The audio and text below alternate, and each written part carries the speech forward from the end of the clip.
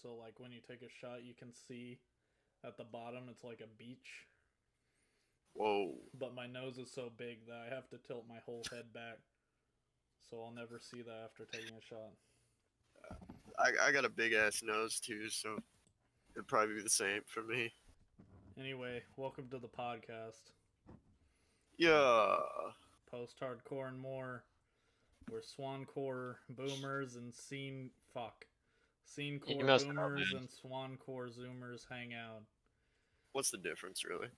My name is Old Jake, Zola. and I'm joined by David What up? and Casey Hi, that's me. from Polterguise. Whoa. Pretty cool band, I guess. Spelled the name. It's like Poltergeist in disguise. No, I said spell the name. No, I don't. No, I'm not. Spelled. You named it that way, so you want to spell it? I did. I cursed myself with this many years ago. So it's Polterguise. Don't get tripped up on the end. We are not named after a movie. You're There's not. already like 12 different metal bands with the name Poltergeist, anyways. Yeah. Yeah. So you guys put out an EP recently. Well, let me just say that Casey, the Lamp, is Hi. the normal co-host of the show. So this is a little weird for an interview. Like if you go Yeah, to any other episode, he'll also be on that. Yeah, I'm just not gonna talk for most of this episode, really. And David was the original other co-host. He's like in episode 1 to 4, I think. No, 3, and then 4 is the I'm Eddie interview. Yeah. And then Cody came on. So it's sort of like a reunion. Would you look at that? Also, been gone a while. If you watch the show, you've noticed no new uploads.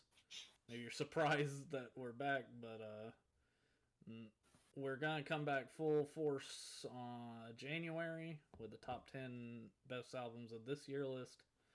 So just look out for that, because we're gonna be coming back better than ever, hopefully, and we'll keep an actual schedule. And I'll get more into that probably in December. We'll do another episode and talk more about that. But for now, we got to interview these boys from Polterguise. Yeah. Not the whole band is here. Cameron, who screams, isn't here. He also No. plays drums. Yeah, and plays drums. My bad. He does both at the same time somehow. It's pretty excellent. You really can't forget that part. It's like Yeah. half of what he does. You wouldn't be able to see him normally, but like behind the drum kit, you can't see him at all. I think he's 75% drums, 25% screams. 100% short. 300% reason to remember the name.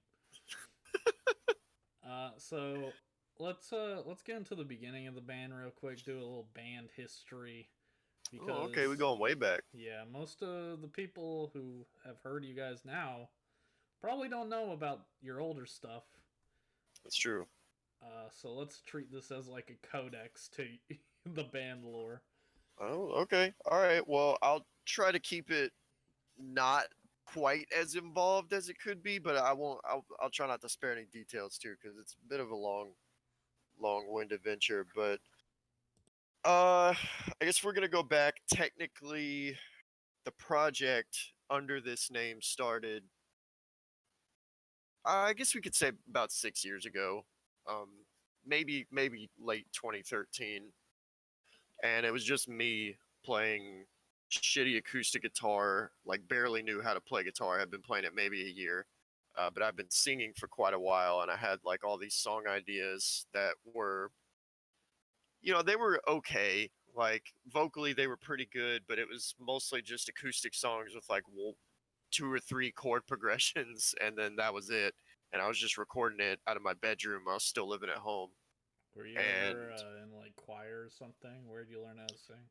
no, nothing like that. I kind of just taught myself. Honestly, it was a lot of shower singing.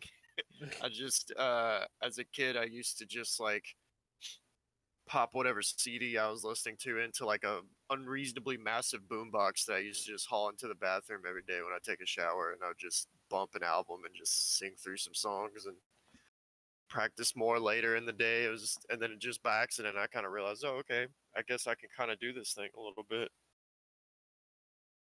But yeah, it started with me just trying to write my first little demo EP. I was really inspired by Anthony Green's like acoustic demos that would just be B-sides off of like the Avalon Deluxe album. And I was like, okay, I want to do something like that, like nothing too crazy. And once I actually started about halfway through doing just that, I realized that I wanted to do something a little bit more. So I started writing more intricate songs, kind of trashed that whole original demo. And then basically the semblance of what some people might know as the start of Poltergeist started to happen. And that would have been probably late 2014, early 2015. I around in that general area of time, I had written what went on to become the Year of the Ghost EP. Um, A classic. I just had it was basically it was basically just it was like 6 or 7 songs that were just acoustic. Um, just like one acoustic guitar line in my voice, and I was like kind of messing around with like a glockenspiel over the top of it, and What the fuck I is was a glockenspiel? basically a xylophone, Oh. just not the metal xylophone, not the wooden one. Anthony Green used those on his early demos, and I always thought that was really interesting. So instead of just downloading a MIDI program for whatever reason, I decided to buy one back then. And so I was really trying to just use that back in the day, and I had written out these songs. Do you still have the glockenspiel? I do actually. It's in this room with me. I forget that I have it half the time. And you haven't let me 'Cause- fuck with it yet? Where's the yeah, I fucking mean it's solo? over there.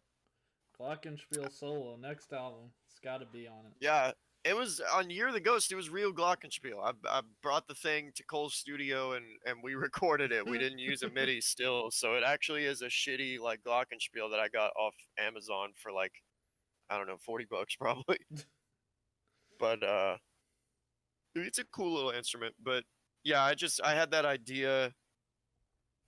Cole, a good friend of mine who actually is our producer throughout all of our recordings. Um, he used to drum for Picturesque, and that was kind of like the first time Poltergeist got any sort of I don't know if I'll call it a break, but a chance to do anything really, because I was just kind of playing open mics before that. And then for whatever reason, he was just like, "Yeah, man, you can open up for us and Too Close to Touch." And Cole and I hadn't even spoken in maybe 4 or 5 years. Yeah. But he's just a mega homie, so for whatever reason, he let me play, and What band is Cole in? he wasn't Picturesque. He drummed. Yeah. Yeah, he drummed for them, and they had a local show at early 2015 where Too Close to Touch played.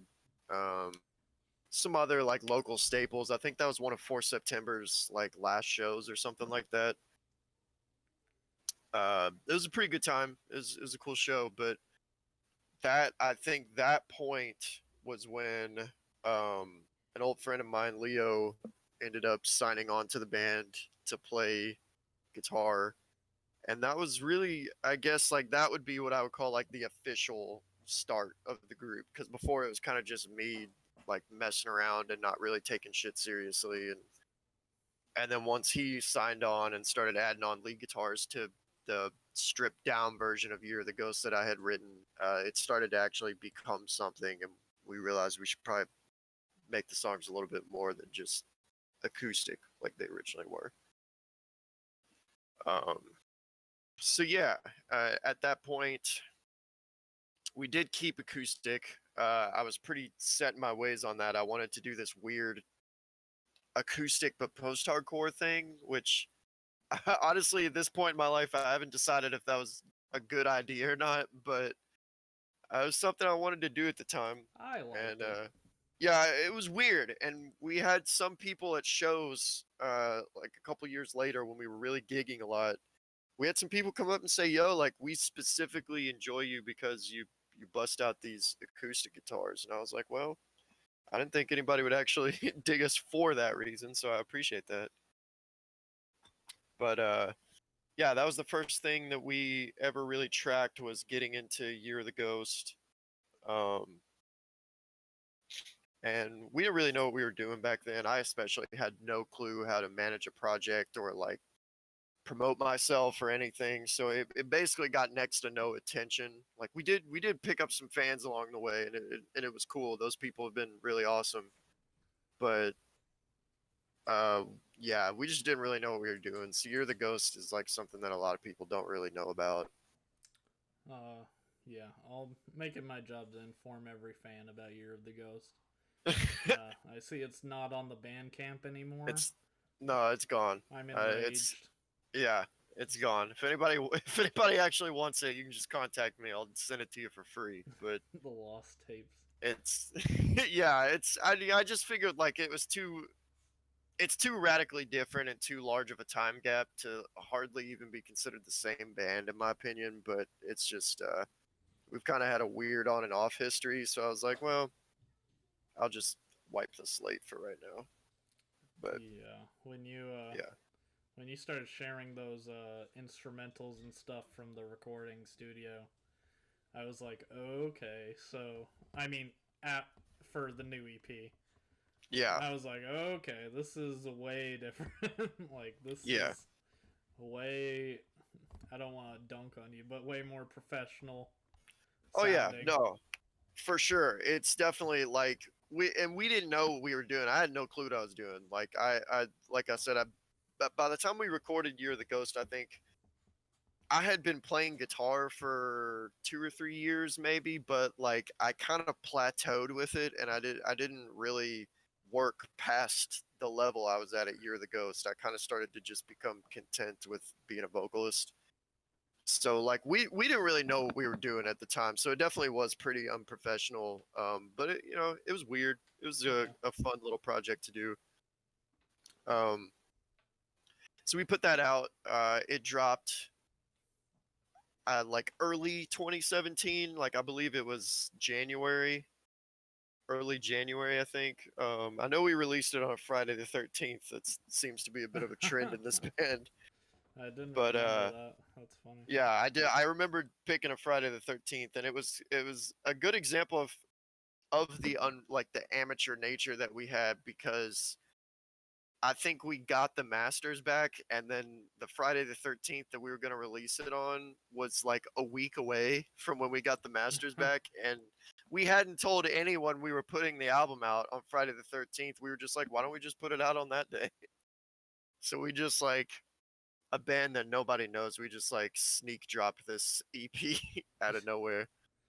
I can't But remember if it was already out when I started talking to you. I think you caught us when we recorded just the Sailor's Grave single, because we did record a single version of Sailor's Grave with a different producer before Cole, and it was that you can't find anywhere. I don't think I even have that song anymore. But Gotta it check the archives for that one. yeah, you have to dig through. That one was really weird. It didn't even have drums on it. It was literally cajon, acoustic guitar, and then I think Leo was on acoustic as well, and then just me singing. But it just, yeah, it didn't really represent us very well. But yeah, so we dropped Year of the Ghost early 2017. 2017 was basically just a lot of playing shows, because shortly after that we added my buddy Jade on drums. Jade Yeah. plays in he plays in a metalcore band called Hollow Valley now. And then my buddy Taylor Bagley, Yeah. he was on bass. So Yeah, yeah, I forgot there was an original lineup to the band. I'm so used to the one now. yeah, we've been through just a couple transformations really. Most of them were pretty quick, to be honest. But yeah, we did that, and we gigged for about a year straight, all through 2017. We played some pretty fun shows, met some really cool people, just kind of playing around Kentucky. And towards the end of that year is when our sound started to shift, because Leo had been writing straight up post-hardcore songs, dropping the acoustics. I really was like, at the time, not in tune with guitars and instruments, and I just didn't want to play it anymore. Like in the band, I enjoyed it on my own time now and then, but I just wanted to sing and just wanted to be a front man and kind of move around. So that's when we started writing the 2 singles. You can still listen to these on everywhere, Ectogasm and Ethereal.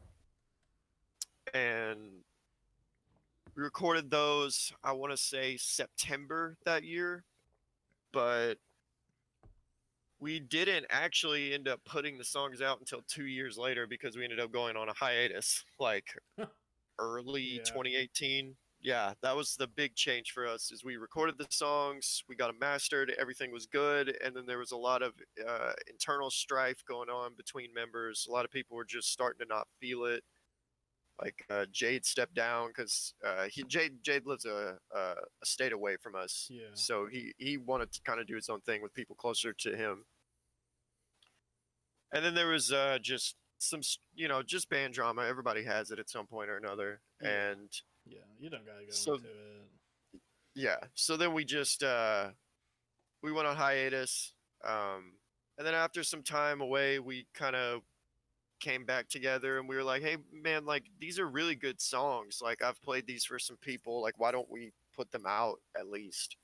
So Leo and I talked about it and we were like, yeah, sure. Like let's put the songs out. And then it kind of just became a ball that started rolling from there of like, well, do you want to just like get together and finish writing the rest of these songs? Because we had started writing a whole EP and some of it didn't get recorded. There was at least 3 other tracks that didn't make it to the studio. Yeah. I So think I saw you guys play them live at one you did, point. yeah. We played 2 shows. Well, we played 3 shows with that EP. We played one in 2018, and then we played, which was our last show before the hiatus. But we hadn't even completed all of them then yet either. We only had about 4 songs, and we played those, and then we went our separate ways for a little while. And then it was like spring 2019, after just kind of like cooling our jets on music for a while. We were all just like doing different things. We came back, and we came back with Cameron, who did percussion like originally during the, I guess, like slightly pre-Year of the Ghost days. He did like Cajon for us. Mm-hmm. He jumped back in and did just drums for all of 2019. I was doing all the vocals when we came back. I did all screams, all the singing, and I didn't play any instruments yet. And then we added Cam knew this guy named McCartney, and he's a cool homie now to all of us. Added him, and he played bass with us throughout that year, and then it just kind of snowballed into, oh shit, we've got like an 8-track EP just from jamming in the garage. Like let's pick up some shows. Like let's do this. And so we played a couple shows. We were just kind of overflowing with material, and it was a good time. Things were going really well, and the shows did really awesome as well. It was a really good reception, good turnouts.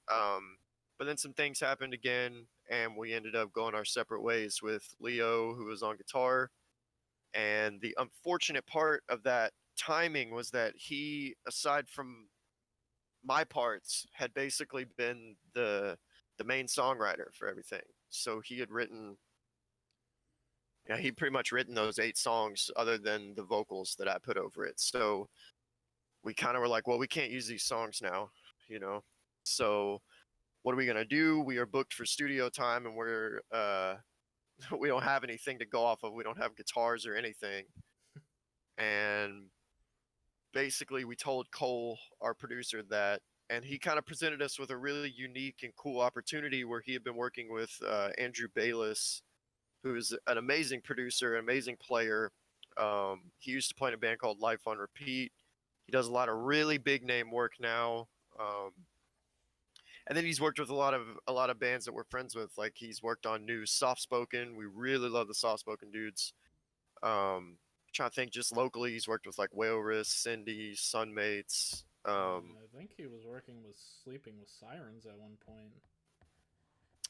Yeah, He has been working with Sleeping with Sirens now. This year, he's been working a band that I really love on Sharp Tone.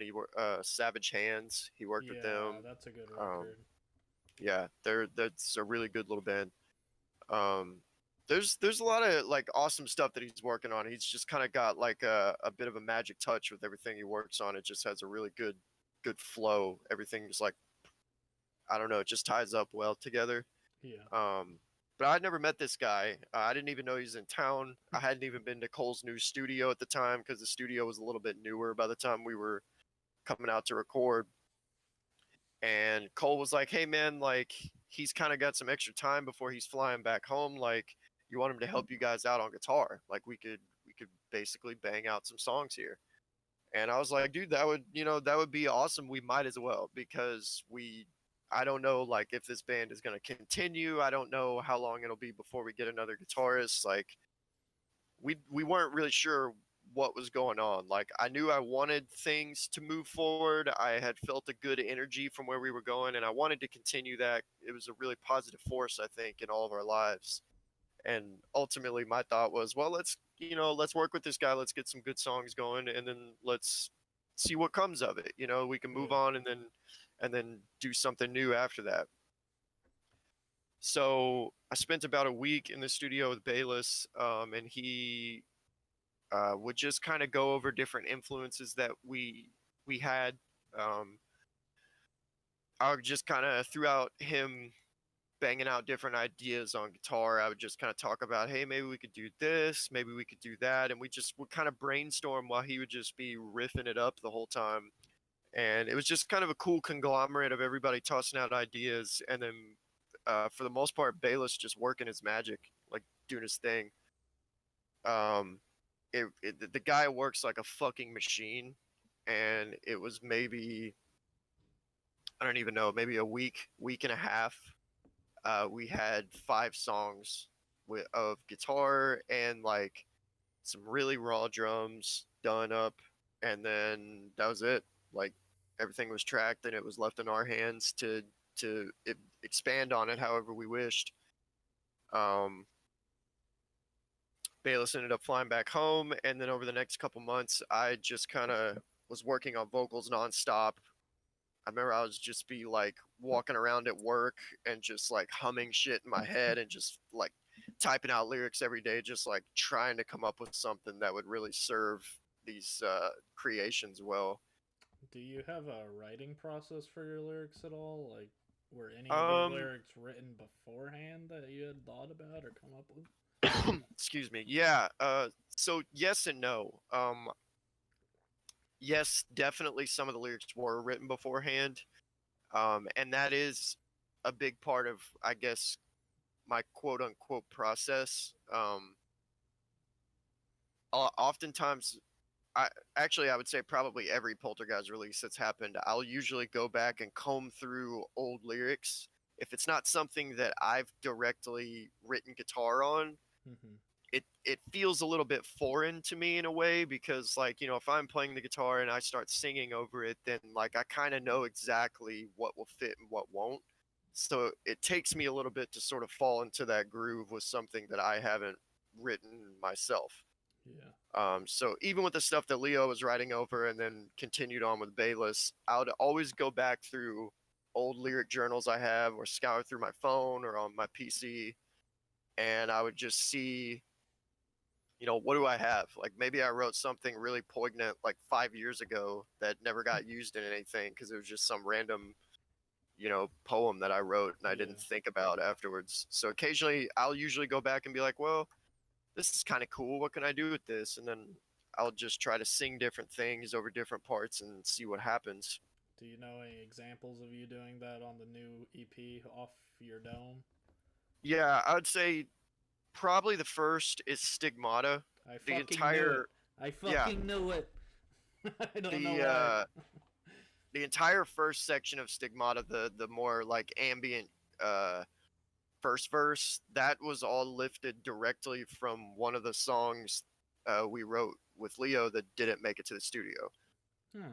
We had like a slower, like somewhat mid-tempo song that was a little bit ambient on the verse, and I had written those melodies and those lyrics exactly like that. And I was like, man, I really like this part. Like this is a song I really enjoy, and I want to show this to the world in some way. Mm-hmm. So I just like tried to sing it over top of it, and it just happened to somehow fit like a glove. So it we just rolled with it. I sang over it once, and Cole's like, dude, I don't care what you do for the rest of the song, but you have to keep that first verse. Like that's good. Yeah, So stick. maybe I didn't know it because you guys sang it live at one point. That's probably why. Yeah, because that was the song I really vibed with. Um, I think it was I think it was called Just Those Days, the original song. So yeah, definitely lifted apart from it. A lot of the lyrics, like Sword Swallower, pretty much half the lyrics on Sword Swallower, and then like some of the lyrics on Maelstrom. Maybe just those two.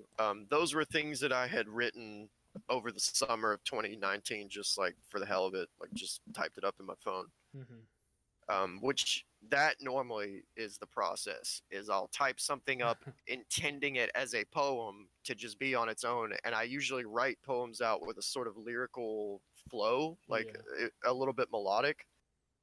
And then when I'm needing to apply vocals to something, it just the entire time I've been writing songs, it just somehow always works out where I'll stumble across a poem that will like at least 70% of it will fit into the song, and then I only have to make minor changes. So I don't know. I guess my process is just good luck, honestly. Nice. Also, just to mention, Casey is still here. He just is. He wasn't at the in the band for most of this. He's actually not been on an Yeah. official release at this point. Yeah, not yet, but I'm we not do even have. sure if he's at his computer right now. He's there. He's there. But yeah, that's why he hasn't said anything. Casey is still here, I think. He's at least Yeah. in the call. But Yeah. fuck, where were you before I interrupted? What I miss? Oh my god, shut up. Go back to mute. You're like, I'm not sure if he's still here. Oh God, shut up. Yeah. So basically, Bayless delivered us these awesome songs. He just came through and ripped the guitar on it. Cam came in before I did vocals, and he rewrote the drums, did his own thing throughout all of it. Knocked out all the drums in like a day, I think. He just like powered through it like a machine. Yeah. Came up with his own thing on the drums. So guitar and bass, and it was like that was all Bayless, and then the drums was they were programmed in originally, and then Cam jumped off of it and did his own thing. Vocals were all written by me, all the vocals and lyrics, and I basically went in and, like I said, I was the only one doing vocals at the time. And I went in and I started like I recorded all the clean vocals because we always do them separately. You not I don't know if other vocalists do it the same way, like people sing, but like I can't like try to record both on the same day because I want to get a perfect take on each one, and I find that like screaming too hard can maybe like hurt my singing voice a little bit for the day, or vice versa. That makes sense. So we knocked out clean vocals for everything, and then I went back and I was like, all right, let's do the screams, and it just wasn't vibing right. Like I don't know if it was just the different tone of what we were recording, because it was very different. It was frankly a lot heavier. It was more groove based rather than a little bit more technical like things were before. And I don't know, like I was screaming over it, and it's just like everything we did, Cole and I were just like, man, this isn't it. Like some of this isn't bad, but we're having to like kind of be like, well, this is okay. Maybe we'll try this again next time. And we did that a few sessions, and ultimately I was like, hey, I know Cam he's got a lot of power in his screams, and if he can do these drums and scream at the same time, then let's get him up in here and let's do something different. Like we're already kind of throwing it out there and coming out of left field with this release anyway. We might as well Like, let me bring Cam in. He's got a lot more power and a lot more range on screams than I do. Maybe he will fit this vibe more. Yeah. And that is exactly what happened. We brought him in, and I was like, hey man, like here's the melody, and then here's the lyric, and Cam just like did all the scream parts. Other than a couple, there was like maybe 2 or 3 moments where I still take a scream, Yeah. and it fit well. But Cam crushed the majority of the screaming on the record, and that's a decision that I'm really happy that we went with, because I think his scream melds with my voice in a really interesting way. I think it's cool, just frankly, like, although thanks to Corona, we haven't really got much chance to show it off yet. I think it's cool when you play live that we have this drummer back here, like, fucking ripping the kit and then Yeah. screaming at the same time, you know? It's pretty incredible that he can do that at the same time. You see, what's his fucking name? Donovan Malario. Yeah. I don't know how to say Yeah. it. He can sing and scream all while playing drums, so it's always pretty impressive to see that. Especially for how forceful Cam's voice is. Like, yeah, your Yeah. voice is pretty, like, I'd say smooth, or like call back to the song ethereal even. And Cam's voice is a lot more concrete. It like hits you when you need it to. And that's a good mix. Yeah. Yeah. Yeah. And yeah, so that was so honestly kind of a last minute decision that ended up working out really well. So the only screams that I still ended up on is there's like one quick scream each on Sword Swallower and Fortune Teller, and then I do all the ones at the end of Maelstrom. Yeah. Just because originally I was intending to have Jordan Chase, who featured, to do both the singing and the screaming, and we kind of, once he recorded, he was like, man, I decided to just go for the singing. And I was like, well, you know what, I'd already recorded this screaming anyway, and I think like that also meshes pretty well, because that song has like kind of a darker, like weirder vibe, which was more akin to what we used to be. So my screams kind of fit that atmosphere a little bit more, I think. So it worked out pretty well. Everything ultimately, like with the writing, it took a little bit longer of like a writing recording time than what I'd be used to, what any of us were used to, but it worked out ultimately. Like, we ended up with this super groovy, technical at times record, and it's something I'm really proud of. I had a lot of fun recording the vocals. I think personally, so far, it's the best vocals that I've written and recorded. I think the same can be said for Cameron. I think it's some of the best vocals I've ever heard out of him, and his drums, like his drum work is really good. Yeah, the I'm record's fire. Yeah, yeah. Thank you. Yeah, it's good, and like I'm really proud to have worked with the people we did. Like, just I always love being around Cole. Like, just hanging out with the guy is awesome. But it's such a dream to work with him. Like, I've worked with a couple producers briefly other than Cole, and Cole brings out the best in you without like making you feel, I guess, self-conscious about what you're doing, because there's kind of a balance between like, shit, like I'm maybe not doing as well as I need to here, but I know I've got it in me, and I think there's some producers that can really bring out that good, and you still have a blast while doing it, and then there's some that are a little more rigid in their approach, and different stuff works for different people. But I think Cole's just for me, he's just one of the best people to work with. Nice. Yeah. The EP is called Vantablack, by the way. I don't Yeah. think we said it the whole episode, but yeah, I might put like a clip of like Hellhound or something at the beginning. Yeah, push the hell. A lot of people, surprisingly though, have been giving me feedback saying that Stigmata is their favorite. Really?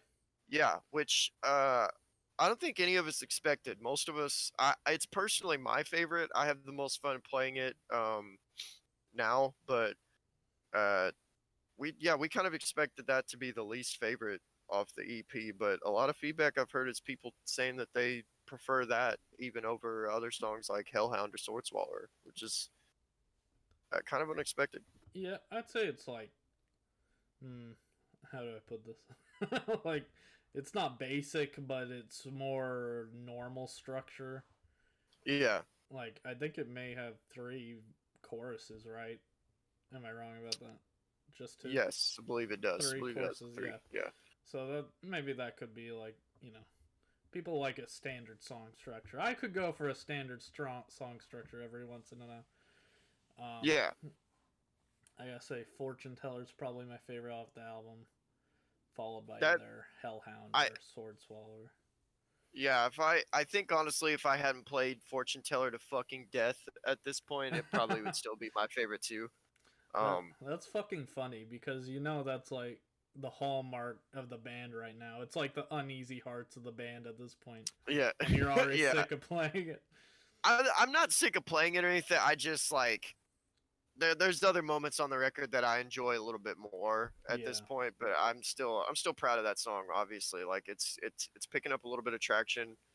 Um, and I'm glad to see that. I think it's a really good song. I said once we got the initial, well, not the initial, the final master back, um, from Chris Crummett, which that in itself was a really cool experience because Chris has mastered a lot of the mastered or just outright produced a lot of my favorite music that I've grown up listening to. The guy is like kind of a post-hardcore music legend. Yeah, Um, for anyone who doesn't know, Crummett has done every DGD record except maybe their first EP, and a ton of other band, Wolf and Bear. If you're doing post hardcore, you're probably mastered by Crummett at the very least. yeah, it's probably past his desk at some point or another. So that was really great. Cole did a fucking amazing job on the mix, and then Crummett was just like a good icing on top, and it was just kind of like a cool moment for me because I'd always wanted something that had Crummett's touch on it. Yeah. Um, And Fortune Teller again, like, I know. We're just going to talk about that for a little bit because that yeah, was your okay. guys' lead single. You did a music video. Casey's in that music video, though he didn't do the guitars. Bayless did. Yeah. That, it has that ending part, which is really fun. If you don't know, if you haven't listened, fuck it, I'll, like, insert it here.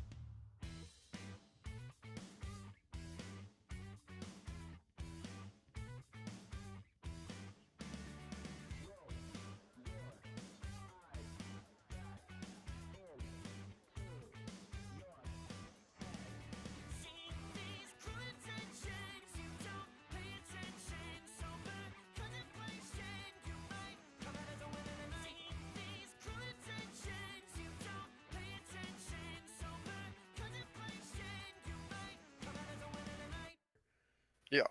Okay, it should have played by now, unless I forgot to edit in. So there's this ending part, and it's really groovy, and it's really out of like Dance Gavin Dance style, like Happiness. Is if you're a fucking normie Swancore Zoomer, that'll probably be what you compare it to, like me. Yeah. But not just that part, like the chorus is fucking incredible. Cam's screams are like chef's kiss. I fucking love Cameron's screams on this songs, and I love your chorus. Like it's all. It's like Thank you. It shocked me when I heard it because I was like, damn. I appreciate that, and I really appreciate that coming from you because you've heard us like at our absolute worst before in the past with some of the earlier stuff, and definitely some of the earlier performances. But yeah, no, that's ultimately why it ended up being chosen as a single, is because the first time I heard that chorus back after initially tracking the vocals for it, I was like, dude, this is. It was just kind of like a "this is it" moment. Like Yeah. I was like, we are sitting on something here. Like if we can, you know, really push this out there, I think people will like what they hear. And yeah, it definitely it shocked me, which was funny because I fucking recorded it and it's still when I listen back at it, I was like, holy shit, dude. Like this is just as soon as that chorus hits, I was like, we really did something here. Like Bayless working with us, like we got something special here. Well, And I yeah, I imagine. was really proud of it. And that funky like sort of disco inspired moment at the end that you were talking about, Yeah. um, that almost didn't happen actually. Uh, Bayless wrote that massive build up, and then he started. I believe he had already started into writing a breakdown there. And then I was like, "Hey man, you know we've had like massive breakdowns in every song. Why don't we do something completely different?" And he was like, "What do you mean?" And I was like, "I don't know, just like something funky, weird, like you know, I don't know." Like I really didn't even give him that much detail. I was like, just do something like completely out of the blue, like just kind of funky, because we that was like our thing is we always have very funky, like almost disco inspired licks that would be thrown into this like groovy, technical, heavy stuff. Yeah. And then that's what we ended up with. And I was like, okay, this is gonna be a fucking. I'm gonna have to do something good over the top of this stuff. And I actually, it wasn't until literally 10 minutes before I walked into the vocal booth, um, did I finish writing vocals for that part because I had just been stumped as to what was going to actually be good enough for that part. And I was like, well, shit, why don't I just follow along with it? Like ride the groove out a little bit. And I ended up like writing those lyrics. I knew what I wanted to do, but I couldn't figure out what I wanted to say, which was probably the biggest problem with recording Vantablack was like I knew what I wanted to sing, but I didn't know what I was going to sing in those melodies. And yeah, I remember just sitting on the couch and Cole's basically like, bro, you're up. Like, and I was like typing away like fucking furiously on my phone, like, okay, like, and I remember going in and being like, you know, like one of the lyrics is, you know, you might come out as a winner tonight. And I was like, Yeah. I don't really like to write very straightforward lyrics. And I remember writing that line and I was like, is this stupid? Like, I love that line. and yeah, and now I really like it. But I remember that was a thing throughout recording a lot of Vantablack. I was just like, is this fucking stupid? Or like, am I rushing through this because I want it to be good? Or like, I don't know. And I'm really happy ultimately with what we have now. But You know, yeah, it was a strenuous process for a second. the thing is, even if it was stupid, I think post-hardcore fans like don't care anymore. Yeah, Like, I you know, yeah, John Mess is like a huge person. He writes nonsense. Like, we've pretty much been indoctrined to just listen to whatever as long as it sounds good. it's true. Yeah, I think post-hardcore is a very weird niche genre that like you could say the absolute dumbest buffoonery and people will be like, that's insane. That's awesome. Like they'll like it because you said something stupid. Yeah. Um so yeah, I'm not as worried about it now. I think I was just kind of like, fuck, like I got this amazing song to live up to, you know, and I was like I just wanted to like live up to what Cole and Bayless said the work they'd put in. But uh, yeah, I'm happy with what we got. when you sent that, you sent a clip to the group chat on Instagram of like Yeah. that. See these cruel intentions. You don't pay attention that that section. And when Yeah. I was listening, I was like, "Bitch." and I showed it to Claudia, and she was like, "Oh, I like that." Like Claudia is maybe the harshest music critic I've ever met, and she actually really enjoys the EP. So, That's great. I That's was, awesome. I was like, "Wow, this is pretty." Like she'd say if she didn't like it, I guarantee. Yeah. It's, Yeah. like, Oh, don't worry. We've had some people definitely voice that. That's um, definitely been a thing. But I mean, that's just part of. I mean, that's part of just doing anything. you. You make anything, there'll be some dick out there to tell you it sucks. What do you get? Someone called you like a discount Johnny Craig or something. Yeah. Jackie So, Craig. yeah. So yeah, I'm sure people listening are familiar with the Swan posting group on Facebook. Somebody was kind enough to share us in there. I didn't even ask them to. Like, this guy just commented on our ads and was like, "Yo, I just shared you in Swan posting," and I was like, "Yo, dude, that's thank you. Like that's really nice of you." And then so I kind of like, just out of curiosity, I went to look at the comments for like a couple days just to see how people were receiving it, and yeah, it was partially good, but like there was some guy that was like, "What is this, like Johnny Craig's discount brother, Jackie Craig?" And I was like, I know he's trying to insult me, but like I don't, for the fucking life of me, understand what that insult is supposed to mean, because You I don't, sound I don't. nothing like Johnny I don't Craig. sound anything like Johnny. If you've never listened to us before, I don't sound anything like Johnny Craig.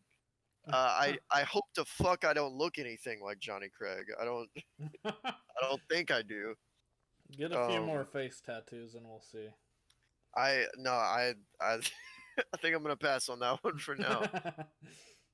uh, But yeah, we've definitely gotten some really bizarre. Like Facebook ads are a fucking trip. I won't go into it because I definitely could. But anybody who's also peddling music out there, you know what I'm talking about. There's some weird fucking people out there with very weird opinions. yeah. Yeah. That's fucking funny. Yeah. Casey, you should probably come back in now because we're gonna start talking about current affairs. Hello. Okay. Okay. So let's talk about what's going on with the band currently. What happened after you recorded Vantablack? Because a bunch of stuff happened. Yeah. Yeah, so Just I'll break jumping into down. the wheelhouse. Yeah, so I'll break down basically like what kind of unfolded after Vantablack was recorded, and then we can Casey, I'll let you get into talking about what we're doing now. What are we doing now? Nothing. Yeah, no, we're we're The working band on some broke cool up. stuff. It's over. Yeah, It's done. yeah, it's over. Yeah, it's over, guys. Sorry, another hiatus. No, we're working on some cool stuff. But yeah, so after we did Vantablack, we shot a music video for Fortune Teller with a friend of mine named Anthony Tran. He's notably done a lot of work with Fever 333. He did some work with Falling in Reverse in the past. He's worked with a bunch of different bands. Like the guy's really cool, very professional guy. I love being around Anthony. We shot this absolutely hilarious sort of James Bond spoof music video for it, and it was honestly probably the most fun thing that I think we've done as a band. I had such a fucking blast shooting that goofy ass music video. Sorry about hitting your head on the fucking car, by the way. Yeah, I got so if you've seen it, if you haven't, there's a part. Basically, I'm the James Bond, but I'm kind of a sheepish loser James Bond, Yeah. and I get kidnapped and bagged and thrown into the back seat of a car. And when I say thrown, I mean I was literally fucking thrown into the car, and like my head went straight into the car several times trying to film that scene. Um, I was pretty fucking beaten up by the end of the day, but it was a good time. Wasn't wearing makeup. Actual bruises. And no, it was real. I was wearing makeup, but it was it was real bruises. Um, yeah, I got pretty fucked up filming that music video, but yeah, we spent like 10 hours filming or something like that, and it was a great time. But we did that. Shortly after that, we added. That's when. Well, no, beforehand. My bad. Of course, since Casey was in the video, we added Casey, and then another friend of ours named Jackson, Yeah. on guitars, and they both played up to us. Well, basically when Corona fucked for everyone, we were kind of building ourselves up, and we had planned a pretty big amount of shows. I know that we had several booked, and then I was getting us booked with some bands that we enjoyed ourselves. We were gonna have some pretty awesome gigs. Um, and then Corona came in and kind of fucked everything up for that. Yeah. So Weren't you guys meant to play with I Met a Yeti at some point? no, No. we were in talks to play with Seder in Louisville, Seder. Yep. Love and then Seder. there was also we were all but confirmed to play with Thank You Scientist in Louisville as Yeah. well, which Man. would have been fucking incredible. But Yeah. it was we were like in the process of getting it done, and then COVID hit, and then all bets were off for everything, and we had to cancel everything that we did already have confirmed, and then we lost those opportunities for now. Um, so yeah, that was really unfortunate, but yeah. So we did that, and then we have been basically just getting over the year through COVID putting bands sort of on hold. We've basically just been getting Vantablack ready for release, which it of course just recently released on November 13th. Yeah. A couple weeks ago, I guess, at this point. Yeah, just a couple weeks ago now. So if you haven't heard it yet, or you haven't listened through the whole thing, be sure to check it out. It's literally everywhere: YouTube, Spotify, Apple. We've just been prepping that for release. Um, we put the fortune teller video and single out over the summer, kind of tied people over because we've been talking about this release for a while, and it had really good reception. We had a lot of good feedback. We gained a lot of new fans, and yeah, so it did well. I was really excited to see how people loved it. Aside from that, while we were getting things sort of charged up and ready to go for Vantablack, Casey's been coming and working with me on the next EP, and we are, I want to say, like 5 or 6 demos deep right now. Yeah, it's Uh, just guitar and like drums, no vocals or bass though. yeah, no, but we do have bass on a couple tracks, but yeah, for the most It's part, gotta be rewritten, yeah, probably. yeah, it's gonna change. I mean, everything's gonna change a whole lot, but yeah, we're in the process of uh, finishing up demos to get them ready for vocals. Um, yeah, about 5 or 6 songs deep right now, and yeah, that's kind of what's happened since recording Vantablack. And then we're just kind of piecing together the next move, whatever the next wave is going to be like. Um. So Casey. Uh. Hello. Yeah. Finally. Well, tell us a little bit about yourself, because you may be the most mysterious member of the band. Your social media presence is literally almost zero, and Oh. I mean the people in our Discord server, which you can join in the link below or in the description of the podcast, and join our server and talk to us. Those people know you, but that's like 3 people tops. So maybe give us a little lore about how long you've been playing guitar, any other bands you've been in, and what your kind of influences have been for the writing of this new Polterguise EP. Uh, well, I've been playing for like since high school. I really couldn't tell you a year. I all but forgotten when I started playing. I just know it was sometime in high school. Mm-hmm. Uh, what was the other questions again? I've completely blanked on them. Do you play any in other bands? I played in a few bands locally, but nothing that's ever like nothing noticeable. Nothing that really had released beyond SoundClouds. That and I can't even find the links for those anymore. I've tried looking for them recently.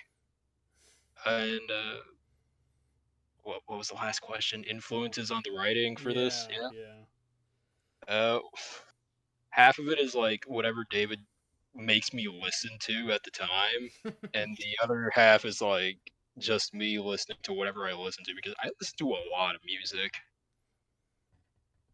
And what else should I talk about? Like, You know what? Fuck you. You're a fucking ghost. You might as well not exist. What the fuck? yeah, People I'm have a been very waiting all this time. They're like, man, have what's they? Casey gonna say? He's gonna fucking spill the beans.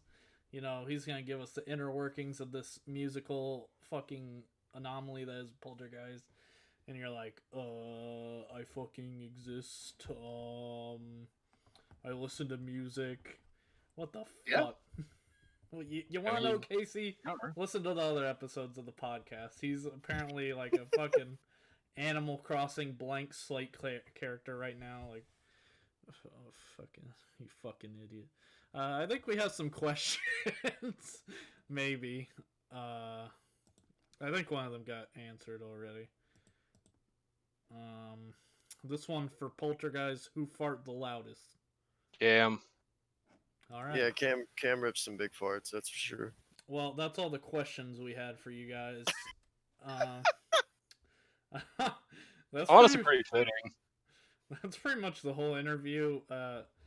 David, did you actually listen to Eggy Pocket by Bill Murray?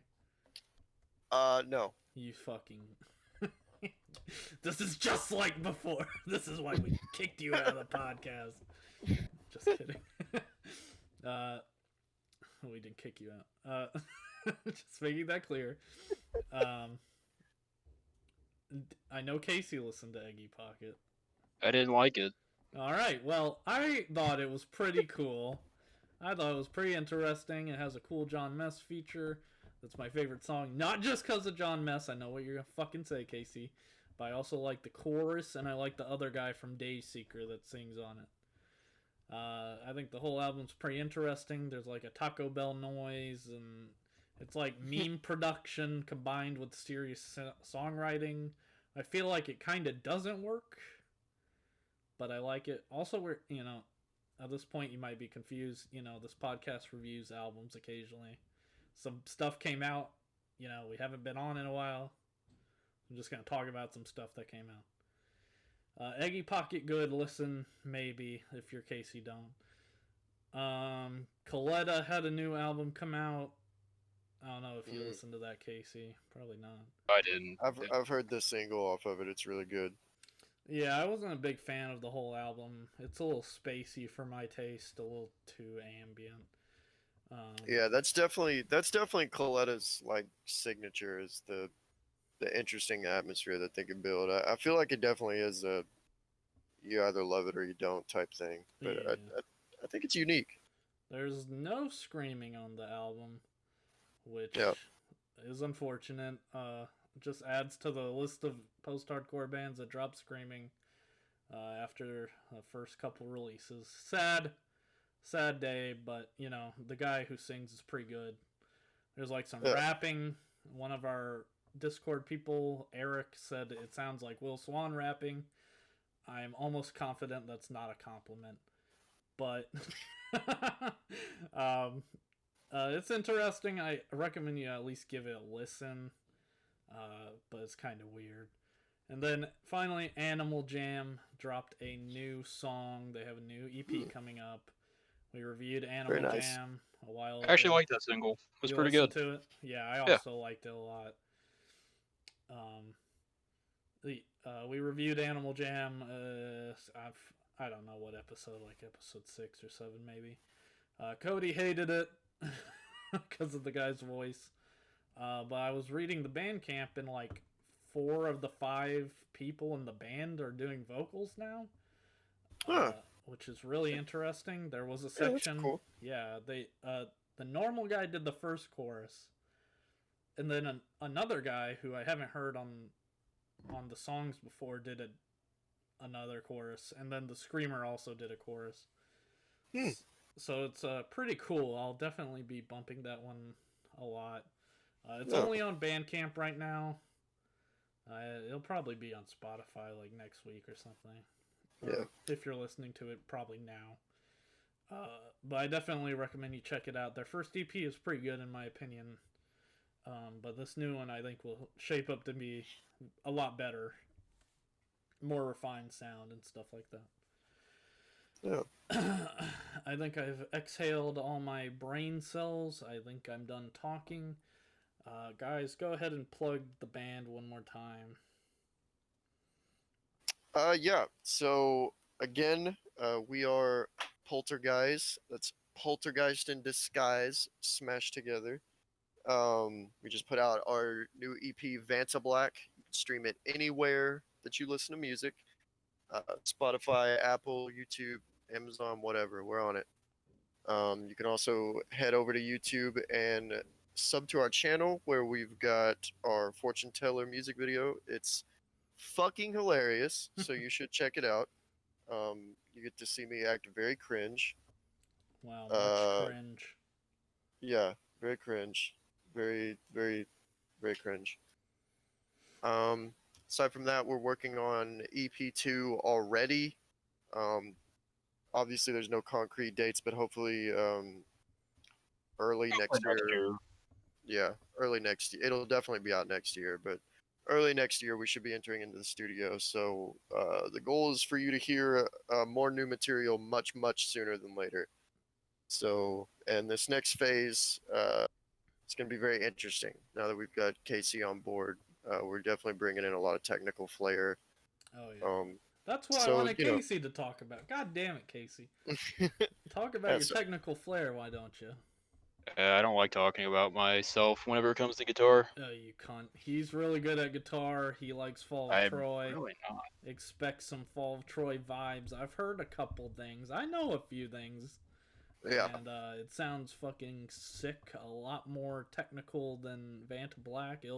yes, It'll be a shock, a surprise, aghast at this new stuff that's gonna come out. Also yeah. prone to change, so Yeah, there's a lot of stuff switching up on it as time goes on, but the general theme seems to be more technical, noodly bits and less oh, David plays breakdowns. guitar too. Yes, I do. I play. I've picked up guitar, and well, picked back up guitar rather, and I'm playing guitar now as well as singing in the group. And so Casey and I have been very much doing a big collaborative effort on the new song. So you'll get to hear whether or not I suck at guitar again. Okay, just talking about this new stuff is giving me a throbbing brain, so we need to end this episode right now. Casey is at Lonesome Lamp. There's an underscore somewhere in there on Twitter. I recommend not following him. And David is at Polterguise Band. Be sure to write the band so you don't tag Yes. some dude from 2017. Yeah. Get up on us at Twitter at Poltergeist Band. If you're on the Instagram, we post most frequently on there. Yeah. We're just Poltergeist, and then of course on Facebook as well. I Get don't at us post anything everywhere. on social media. Yeah. Yeah, you should do Instagram because they post on their story a lot, and you might hear some new stuff. So, Yes.